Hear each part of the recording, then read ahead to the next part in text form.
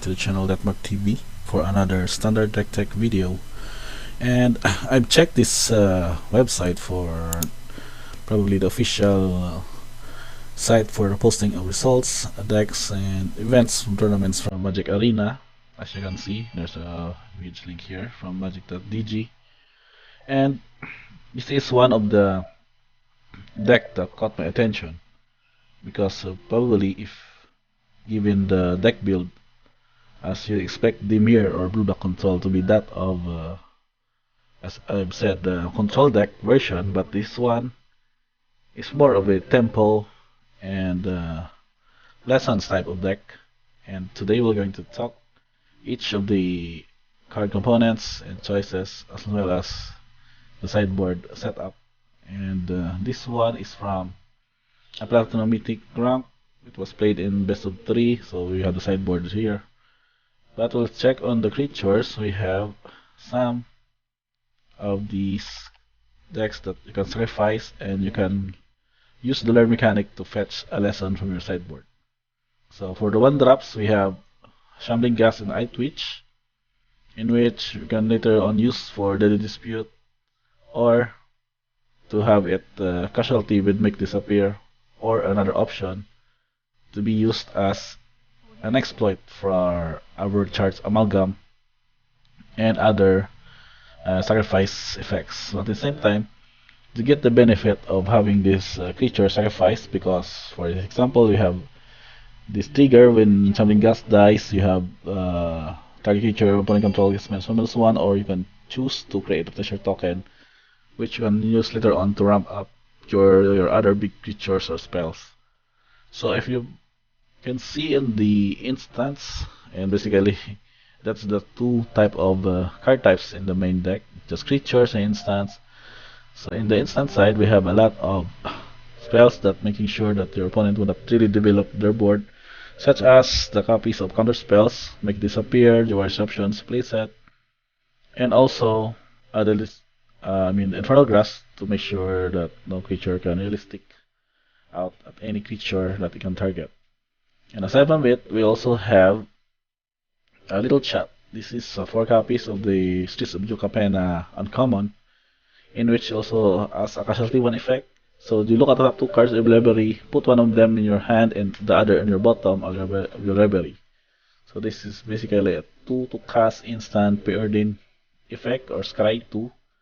But the bonus of having a casualty 1 makes you have a copy of this spell. So basically, paying 2, you get the casualty 1, you get 2 effects of looking at the top 2 cards of your library and then putting one in your hand and the other one in the bottom. So make sure it's just 2 to cast, draw 2, scry 4, draw 2, sort of an effect for that. And also we have some interesting instant choices here, like Malakari Rebirth, wherein you can make that creature return to the battlefield whenever it dies, but the cost of just losing 2 life. And at the same time, you can play it for land if needed. And we also have Flip the Switch. This is a counter spell. And this is space 4. And then you create a 2/2 black zombie creature with Decade, which means that it's just a temporary token that when it attacks, it becomes sacrificed at the end of your combat. But the purpose here is not really just to create a token. For that, you can also able to sacrifice it again for casualty effects and Deadly Dispute. So overall, I think the deck main setup is just really just to grind out opponents, pinch up a few damage, and at the same time, charge out the needed lesson cards here. So we can check the sideboard. We have Mascot Exhibition as a lesson for the late game. We have this one, Teachings of the Archives as another card draw for a lesson, and Necrotic Fumes as a lesson for a spot removal and exiling target creature or planeswalker. So with the setup, basically you can just have to counter the best cards and at the same time gain card advantage using the casualty or exploit effects as this one, in which whenever you exploit a creature, this Amalgam stays as a 3/3 flyer, but at the same time when it exploits, it can counter target spell, activated ability, or triggered ability. So also we have Dragon Turtle. This is 3 to cast 3/5 wherein you can basically tap it and target the creature and opponent controls. So it becomes this ability of drag below. It does not untap during your controller's next untap steps. But at the same time, you have the benefit of having at end of turn 3 to cast 3/5, which is particularly uh, very difficult to deal with because of the 5 toughness. Amongst other matchups, it can also practically block well against small creatures that opponents might have be able to resolve before your counter spells becomes online. So this is basically a basic tempo control deck. Uh, for the land setup, they basically have these utility cards, Takinuma Otawara, and some mana lands to cope up with the late game attackers as also a good source for mana sink over lands to make sure that you can have consistent attacker while at the same time you can still have your counter spells online with the extra mana.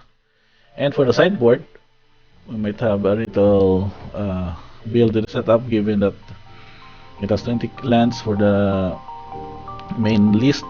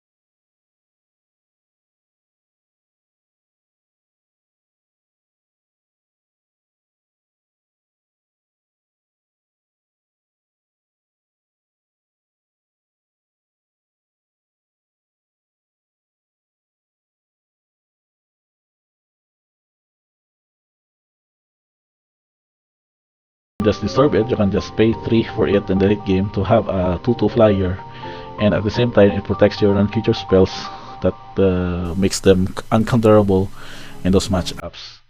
So overall, I think this is a good rank deck to play, but I think what matter here is how you play test its.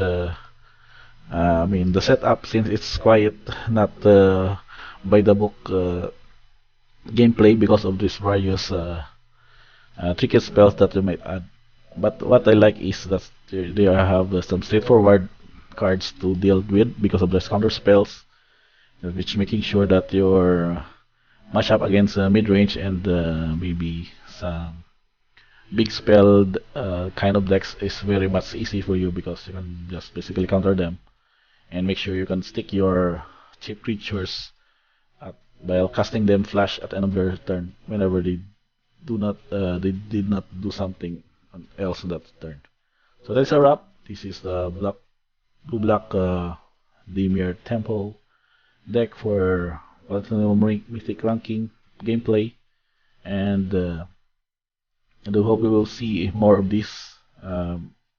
Maybe in the consistent tournaments in the coming weeks as we see more of these tournament results on this website for Magic Arena and for some of the various tournaments being done for that platform. So that's about it. Thank you for watching this video, and until the next time.